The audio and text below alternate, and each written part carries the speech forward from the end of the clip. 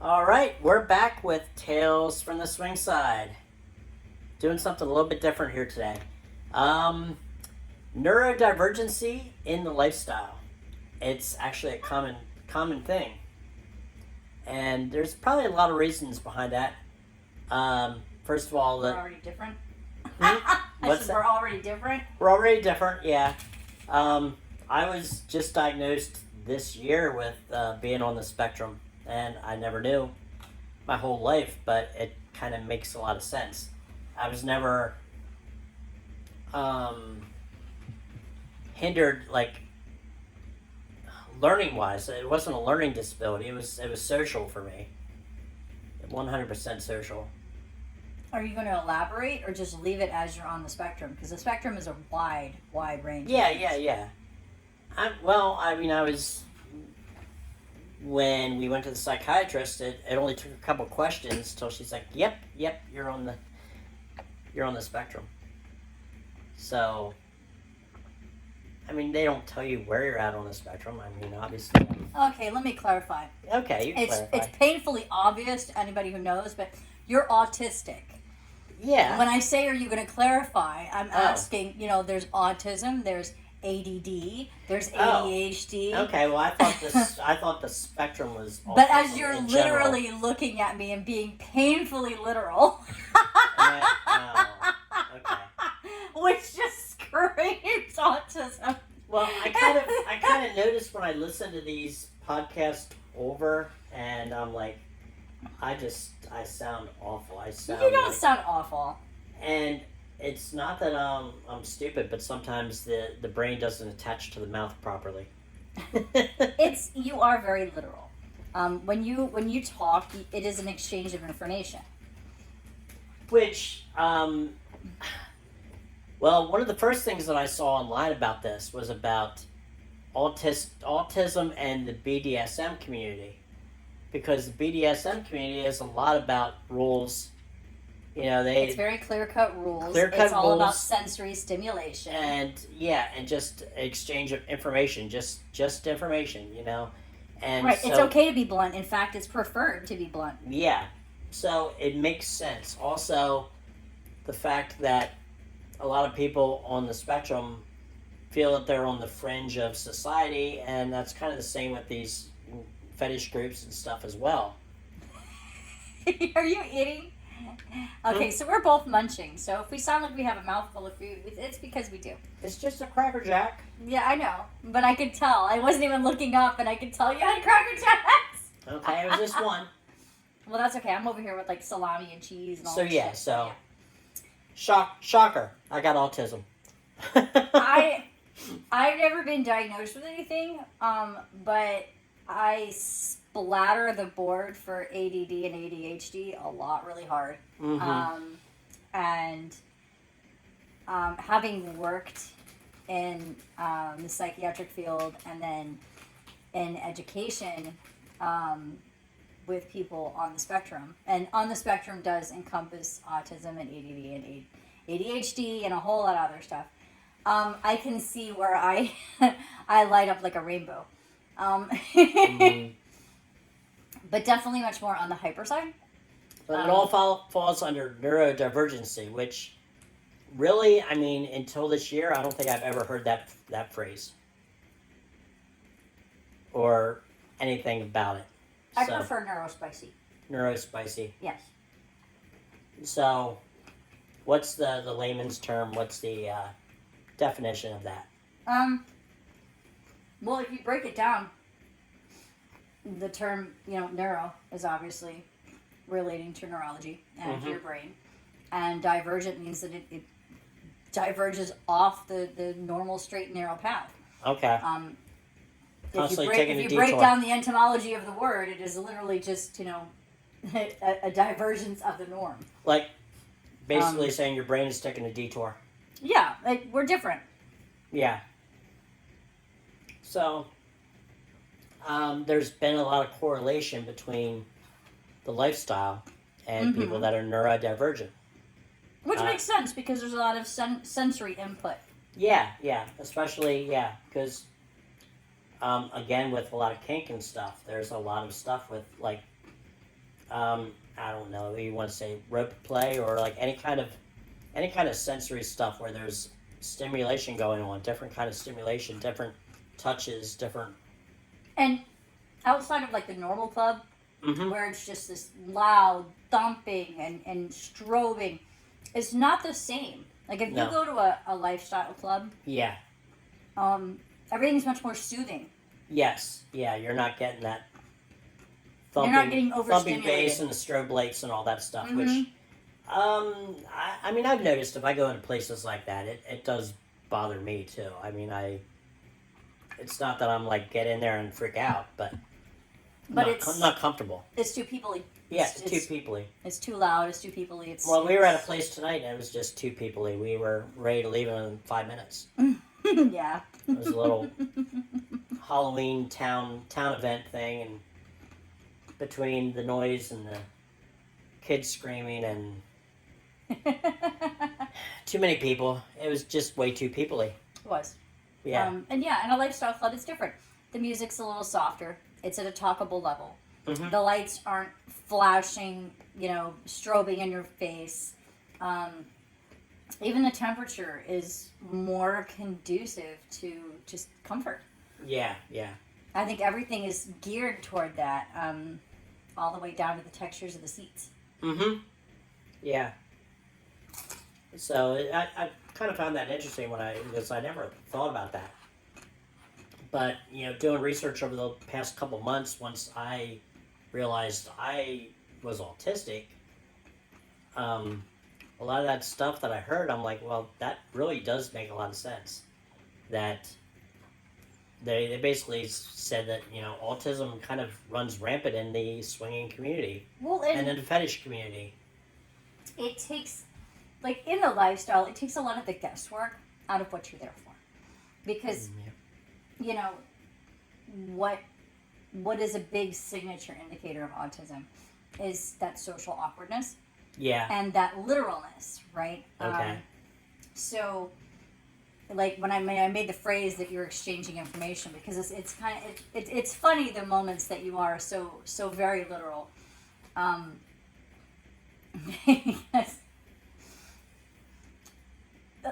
You even saw one online. There'll be jokes that if you're autistic, you just don't get it. Yeah. Because it's more of a,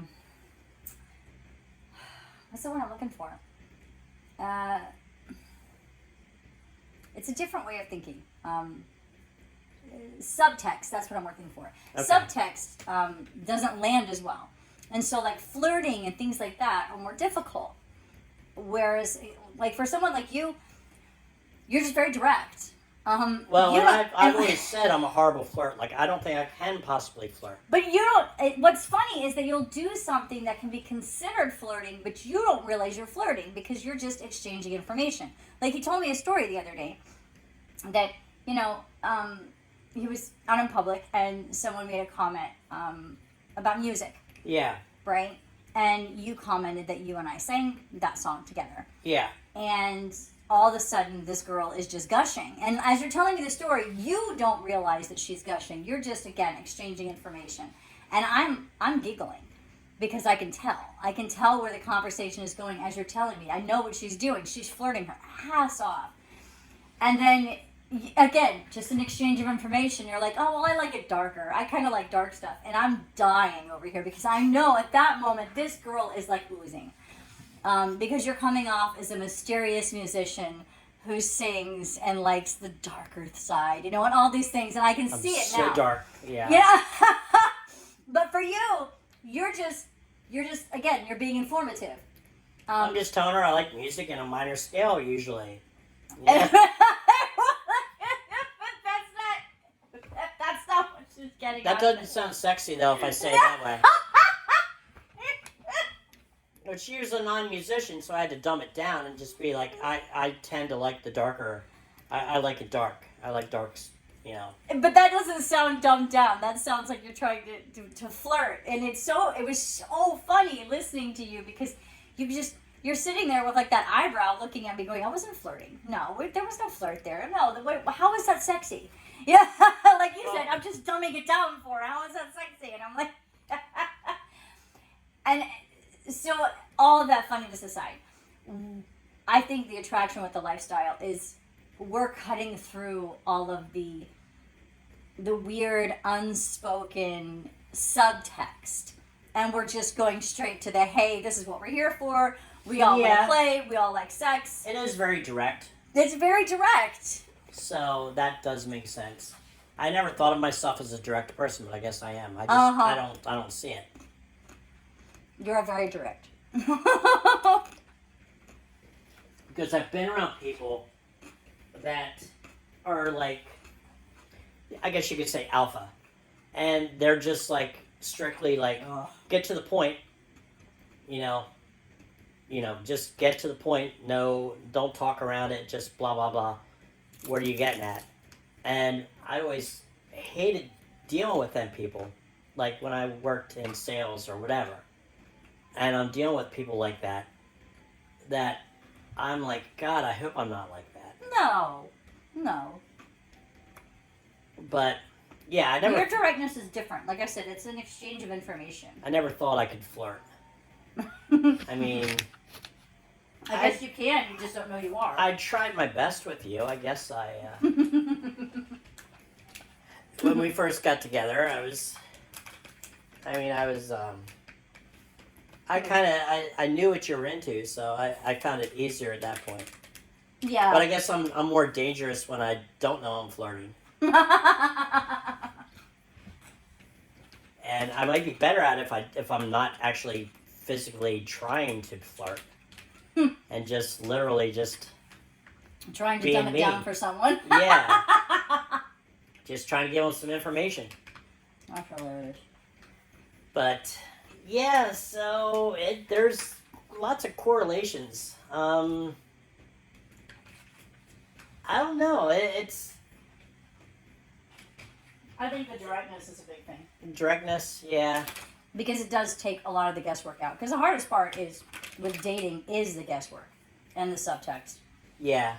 And for someone who doesn't necessarily get the subtext, I can imagine that's even more difficult. And I guess that's why, like we watched Love on the Spectrum on Netflix, and the funny thing with them is that they all were really, really direct. I mean, it was so direct, and just get to the point where you're following along on this date, and you think it's going well. And all of a sudden they're like, okay, I think we should just be friends. Like, right. Boom. Like, not even try a second date. It was just so, like, blunt to the extreme. And again, there is an attraction to this because you don't have to work through all of those cordialities. I don't know. You can be direct. You can be like, hey, it's cool. It was nice to meet you. And you just, like, move on. You can walk across the room, and there's no hard feelings. Well, I've been known to bob away from people. Oh, yeah. If you want to give that story. It's one of your favorite stories to tell about me. It is. Okay. Okay. Well, not while you're walking away from the phone. We'll wait. No, but yeah, you love telling this story. Well, because again, you've told it a million times. I have. Well, yeah, just wait till you get back in the room. Well, okay. I mean, it's one of those things. Okay. Again, you're very direct, and if you get bored, you don't have a lot of those cordialities. And I get bored easily. That might be another reason why I really like the lifestyle. That might be, honestly. It's definitely spicy. Yeah. But okay. Just in general conversation with people, and it's funny because having worked on the therapy side of people that with people that have autism or ADD or ADHD or dual diagnosis sometimes, a lot of the things we work on are social skills and those cordialities that normal people, I don't want to say normal, but I guess people that aren't neurodivergent take for granted. Just knowing how to end a conversation, knowing how to be like, it was great to talk, I need to go over here now. And a lot of those social skills are lacking. I actually remember a program one time that I read that was like, so and so is done playing with his friend. Mm-hmm. We need to get so and so to say hi, or to say that I'm done playing now and I'm going to go over here, as opposed to just walking away. Yeah. And you will just walk away. You will get bored talking to someone, and they'll be in the middle of trying desperately to get your attention. And this brings us to the bob away. Okay. Where we're in the pool, Mm-hmm. and there are these ladies that are trying everything to just throw their boobs in your face, which is hilarious because they're not lifestyle. No, but I think the boobs were fairly new, so she wanted to show them off. Oh yeah, they're not lifestyle, but they really kind of had zero respect for our relationship. Yeah. However, the way you behaved made me absolutely amazingly comfortable. So even though I'm across the pool and I'm watching, you were getting this, a little upset. I was getting a little because the disrespect was real. Yeah. I'm across the pool and I didn't see it. And I didn't see that. I know you didn't even realize you were being flirted with. No. And they were just throwing themselves at you. You know, I mean, like the nipples were, coming out, kind of throwing themselves at you. And you look to the left, you look to the right, you realize that I'm not there. You're clearly bored, and I'm not there to anchor you to make you stay. Mm-hmm. So you were just like, well, fuck it. And you literally just turned around and bobbed away in the pool. You didn't say anything, no nice talking to you, gotta go over here, gotta find my wife. Nope. You just looked to the left, looked to the right, they're still chatting, boobs out, and you just turned and bobbed away. And there were 3 of them there, weren't there? There were 3. And I fell into a fit of laughter on the side of the pool. And I know 2 of them were trying for me. I had to hold myself up because I damn near drowned laughing so hard. And you just came right over to me, and it was just absolutely adorable. So I knew I really didn't have anything to worry about there. So then we went to dinner with them, and you sat between me and her. I sat between you and the one that was really, really, really disrespecting me. Yeah. And I felt the need to place myself in between because you were slightly inebriated. I don't remember much, yeah. I knew she had literally 0 boundaries. She was making that quite clear and didn't know me nor care to. So yes, I placed myself in between you 2. Yeah. However, the other one was on the other side of you and apparently started rubbing on you. And yeah, my thoughts on that one, when I had to take a choice as to which one I was going to let sit next to you, was the one that did end up touching you. She knew enough to know she wasn't going to be able to literally like snatch you up. She wasn't going to try that level. She would try to play with us, but she wouldn't try the level of snatch you up and run off. Yeah. The one that I sat in between, she would have went that level. Yeah, I agree. But we are digressing extraordinarily. No, it's still about autism, basically. I mean, it is because the whole time you have no idea what's going on. You're just mad at me because I sat you next to the one. I'm clueless. Yeah, because you know the one flirts with you. That's the only thing that you caught was that one, and that's because. Oh, the one that I sat beside. Yeah, and that one is so obvious about it. Everybody knows she flirts with you. She flirts with yeah, and she rubs her tits on my back and stuff. She rubs them on mine. Yeah, she's just she, you know. She's very out there. It's just like an En Vogue song. Never gonna get it. Never gonna get it. Yeah. But it was funny because you were completely oblivious to the whole power dynamic that was going on there, and all of the unspoken subcontext that was happening, body language, all of this stuff was just kind of like totally lost on you. I don't know if it's because I was high or because I'm autistic, though. Oh. Probably that did not help. It was definitely the autism. I don't think the high helped. It definitely didn't help. But I've seen you do it completely sober. I mean, yeah. The whole conversation about how you like dark music. Well, yeah. I was 100% sober then. But it also makes a lot of sense as to why you're so comfortable in a club atmosphere. I am, especially if you're, not wearing many clothes. I'm more comfortable. The less clothes I have on, the more comfortable I am. It Which just is makes me giggle. I can't tell you how many. which is weird. No, it's not. Honestly, it's one of the biggest things that in therapy we have to work with people on. It's just sometimes Knowing the boundaries of clothes. how to keep clothes on. Not even knowing the boundaries of keeping them on. It's just that it's so difficult. Like, it's so difficult to find. It's a sensory thing. Just Okay. like a lot of people have texture issues. Yeah. Like when they eat food, they don't like certain textures, and that's kind of commonplace. People are more used to hearing that, but people have textural issues with clothing. So much so. I don't like socks. Exactly. Yeah. Okay. Yeah. You won't wear socks. Yeah. I have a kid who cannot stand the feeling, the texture of brand new clothes. Mm. To the point that child would rather raid family closets for the rest of her given life than to actually have to have brand new clothes, and the way the texture and the feel of it until it's been washed like Because they're 50 stiff. times. Yeah. And it has to be washed many not worn. times. Yeah. And I get it, because once it's worn and broken in, it's softer. Yeah. But yeah, no, sensory is a big thing, and so I get it. I get, being naked is more comfortable. Yeah.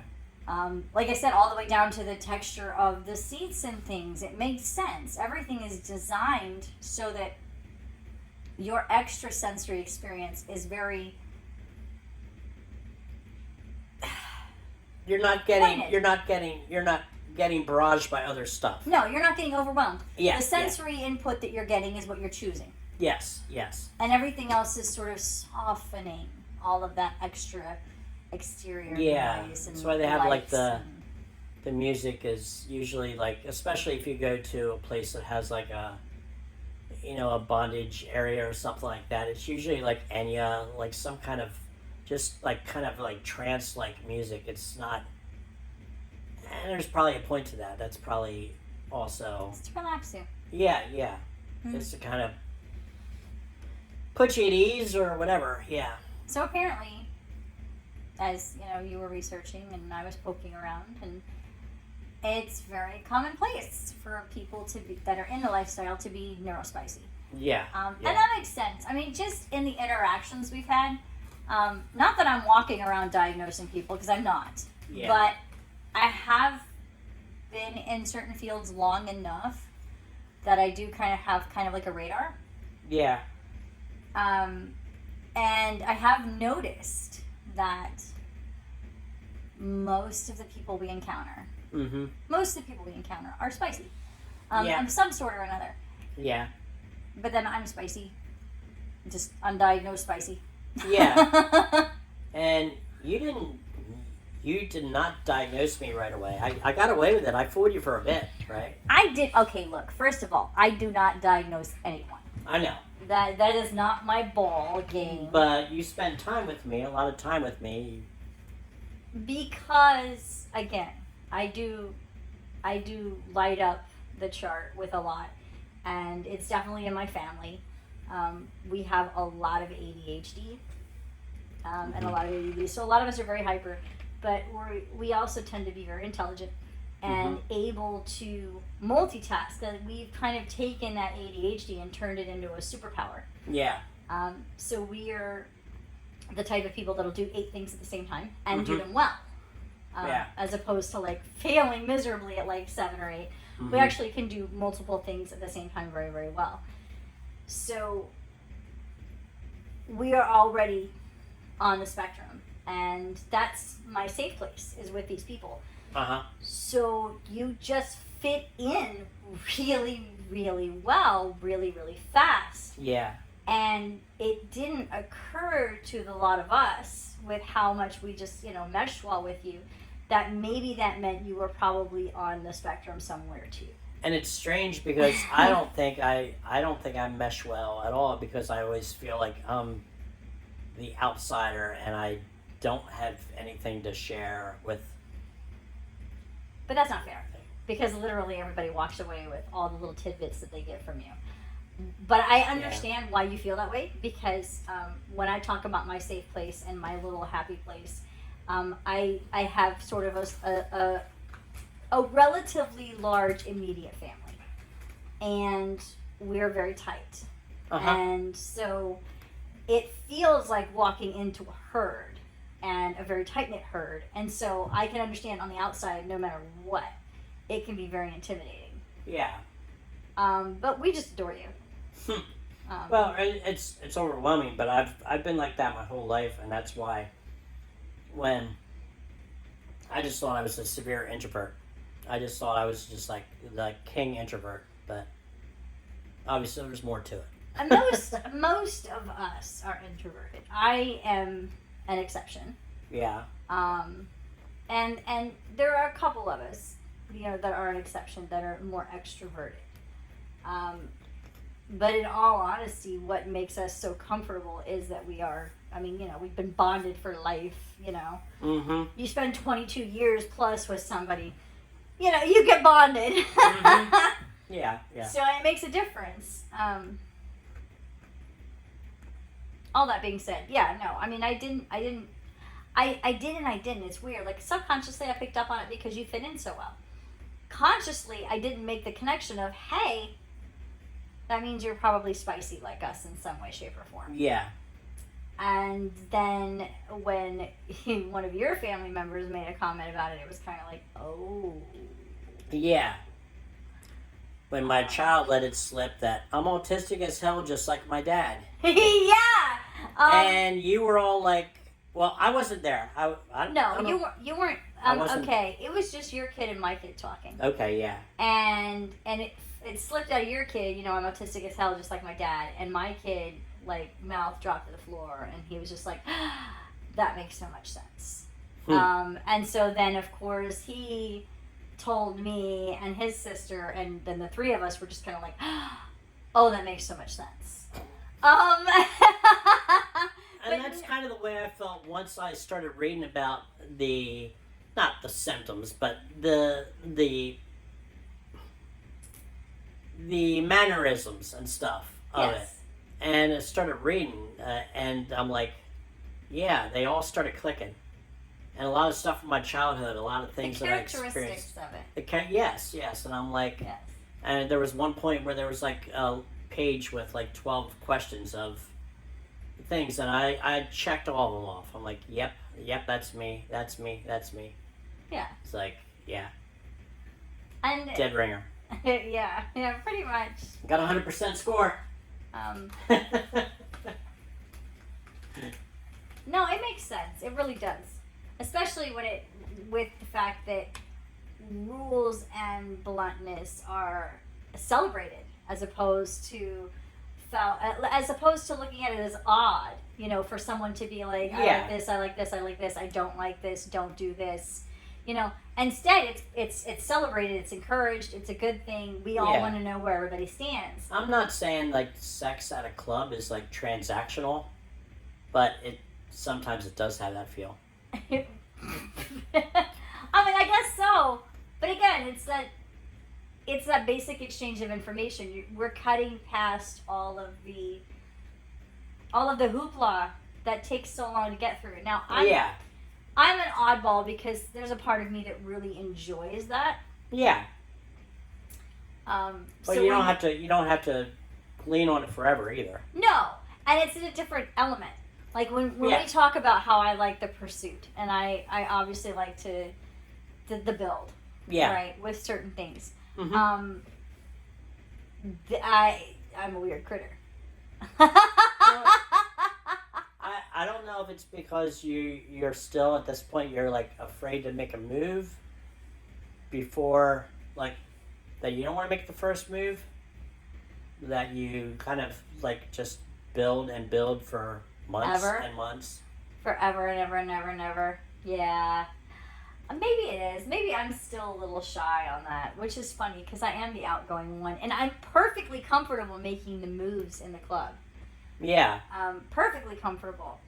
But when you're in an outside club situation, I have to prod you a lot and be like, true. You really do have to prod me outside the club. And I'm just direct and blunt. I'm like, do this, do that. Even when we all know, even when we're all lifestyle people meeting, You still have to prod me. That's an interesting point. Because it's one thing when I'm being devious and I'm trying to corrupt someone, but it's another thing when we're all lifestyle and I still have to have you prod me.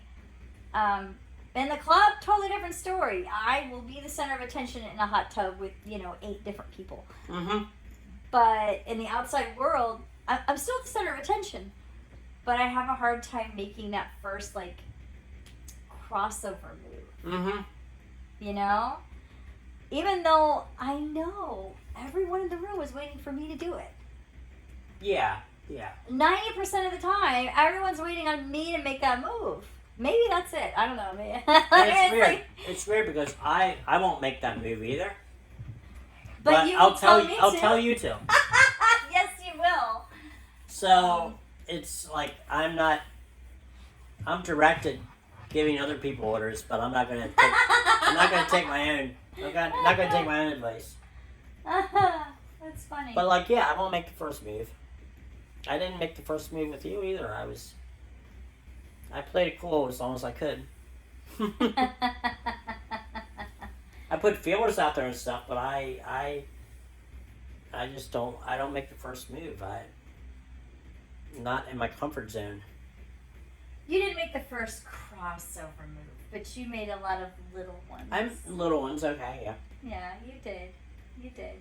I can do that. But now, looking back on it, were they really little moves, or was it just my bluntness?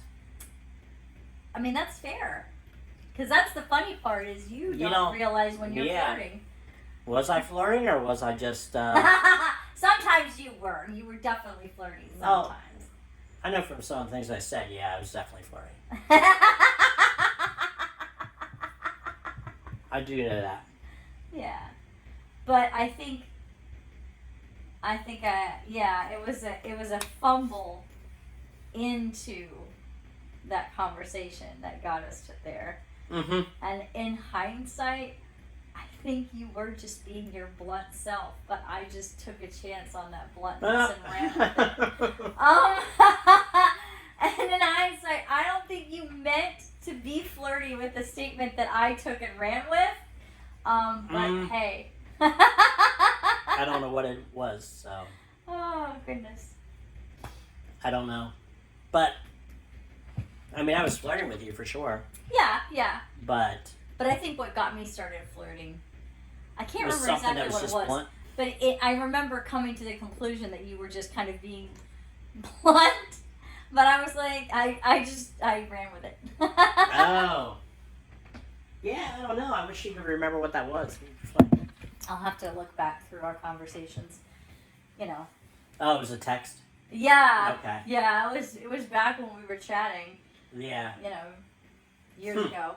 But it was funny because I do remember going back later after coming to this conclusion and realizing this, and all of your bluntness and having that aha moment, and then realizing that you did have moments that you were flirting. The moment that I took a chance and kind of pushed the boundaries a little bit and flirted, and then it kind of opened up, and then it was obvious and comfortable flirting. It was we both. Yes. Yeah. But that first thing that opened the door. Because I honestly don't think I flirted with you first. No. Because that's just not me, I don't think. But I thought you did. But it was my bluntness then. Yes, I thought your bluntness, And then you started flirting with me more after you thought that was a flirt. Yes, and so then we went off the deep end. And when I realized that it was just a moment of bluntness, it made me laugh so hard. Well, I mean, I could realize... Like you might say, I don't pick up on social cues as much or anything, but I knew pretty quickly that you were flirting. Well, I mean, I didn't. I didn't exactly hide it. Okay. I was pretty obvious. Yeah, because I forget what we were saying the other day, but I forget what I said, but I was like, yeah, I don't have a good poker face because something I said and you knew right off the bat. Oh yeah. I forget what that it was, but I'm like, no, this is why I can't do that. I wasn't exactly Over text, it's easier for me to be I think it's easier for you to flirt over text. I could flirt, but actually blame it on the bluntness. Yeah. Yeah. Well, I don't know. I have never flirted with anybody since I've known that I'm autistic. So, and I probably won't. Unless you're beside me. I love you. You're so cute. Oh my goodness. So that was last time. Yeah. So yeah, apparently neurospicy in the lifestyle is a common thing. Yeah. It makes sense. I mean, I recently saw like 3 things online about it. That it's like that they've done the research and found that a lot of people on the spectrum, they're just saying about that they are not into vanilla sex. They like it spicy. So I think there's just a lot of that subtextual conversation in vanilla sex and vanilla relationshiping, and in the art of, what's the word I'm looking for? Well, the lifestyle, it makes it easier. It makes it easier for us to exist, I think, in the lifestyle than in the vanilla world. Right. I mean, just the art of, like, the pursuit of someone. Yeah. Right? Because we don't pick up on social cues. So it's kind of, it's better to be quicker, shorter time frame, more direct, get to the point, because we're in the club. Are we going to the back room or not? So everything is more, it's not drawn out. No, it's not. It's very much catered to the autistic. Yeah. It is the way it operates. It's an exchange of information. It's a transaction. Yeah. More of a I'm here for this. You're here for this. This is what I like. This Let's is what do I don't it. like. Yeah. And literally, that's the kind of conversation that is had. People will put out there, what they do and don't like. Yeah. People will ask, do you like this? Are you into that? And it's not 6 months down the road as you're pursuing someone. No. It's it's here and now. Yeah, it's 10 minutes into the conversation. Like, what are you into? Yeah. Yeah. I had to get used to that. So, with the lifestyle. That was one thing I had to get used to, was how quickly and how direct it is. And appreciate that it's not vulgarity so much as just, again, we're direct for a reason. Yeah. Because the courting process is minimized. Different. Yeah, the courting, that's the word I was looking for. Yeah. That's such an old school word. Yeah, well. Back in the 1920s, it courted. Yeah, well, neither one of us existed then. If you ask any of our kids what courting is, they probably wouldn't know. Unless they saw it on Little House on the Prairie or something like that. Andy Griffith, something. But yeah, so that's about it. Yeah. So if you're listening to this and spicy. Yeah, and you're very direct, and you might want to check yourself, do a little self check. Are you direct? Do you miss social cues? Yeah. I'm trying to think of the book that I got, but it's I think I might be autistic. I don't know who the author is, but it's a very short read. It was like 100 pages. When I got it, I was done with that thing in 12 hours. I was ready through in the it. afternoon. Well, I started. I took a nap, woke up, and I finished it. And I'm like, threw the book down. Yep, I'm autistic. But that was after I actually went to the psychiatrist. Yeah, you read it. I read it after that. You're a research nerd. Well, yeah, and there's no, there's no cure. I'm not going to take pills to make myself not as whatever. Well, I got to figure out how to work it out myself. Well, you kind of have. I mean, that's the thing. The reason you were such a late diagnosis is because you worked it to your advantage. You made that stuff work for you. Just like us and the ADHD, we made it work for us. Yeah. It's not something that needs a cure. It's just a different way of thinking. Basically, almost every career I've had You made it work for you. Well, no, just thinking about this. Every career I've had basically has been something that is something for outgoing people to do. Something for people that, like, can just start up a conversation with anybody. Which I can if forced to. I can start up a conversation with anybody, but do I want to be there in that conversation? That's the question. But basically everything I did, like career path wise, was something that really a non-introvert or an introvert should not be touching. Whether it's being a musician, being in front of people teaching, taking people on tours, being a tour guide, sales in multiple levels. No, it makes sense. And you pushed the envelope, and you found a way to make. I was always working out of my comfort zone. But you also found a way to make what makes you different make you good. I mean, you excelled really well in any of those paths that you chose. It's just, again, like I said, it's not something that needs a cure. In fact, it makes you better at stuff, I think. Well, they said Einstein was autistic. Yes. Yes.